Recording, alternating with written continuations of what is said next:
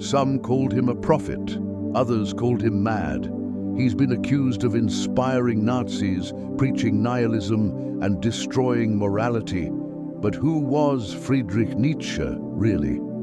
Today, we uncover the most misunderstood philosopher in history and why the world still gets him wrong. The most misunderstood philosopher, Friedrich Nietzsche. Friedrich Nietzsche was born in 1844 in Röcken, Prussia.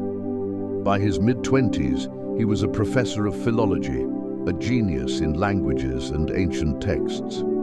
But it wasn't until he left academia and descended into near solitude that his wild revolutionary ideas took form. He wrote works like Thus Spoke Zarathustra, Beyond Good and Evil, and The Antichrist, bold, poetic, often misunderstood.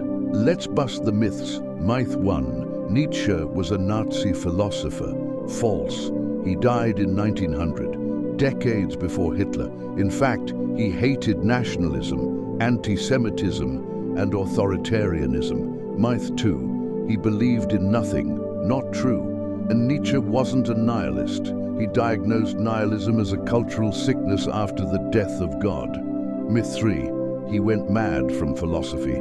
His breakdown likely stemmed from an undiagnosed illness, possibly syphilis or a brain tumor. His final writings were tragic, but not the sum of his work. Nietzsche challenged the foundations of morality and truth. He believed that old systems, religion, tradition, unquestioned obedience were collapsing.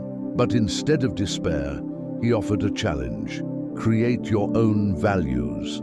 Become the Übermensch, the overman who rises beyond fear and conformity. Embrace the will to power, a drive not for domination, but for self-overcoming, creativity and growth. And yes, he said God is dead, but not to celebrate it. It was a warning. Without spiritual foundations, we must now build meaning ourselves.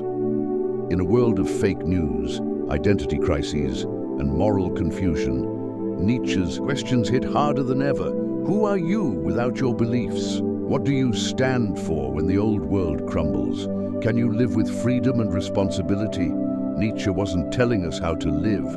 He was daring us to face life without illusions. Friedrich Nietzsche wasn't a madman. He was a mirror held up to humanity. And maybe that's why he was so misunderstood. Want to explore more minds that change the world? Subscribe to Neuro USA, where thought meets transformation.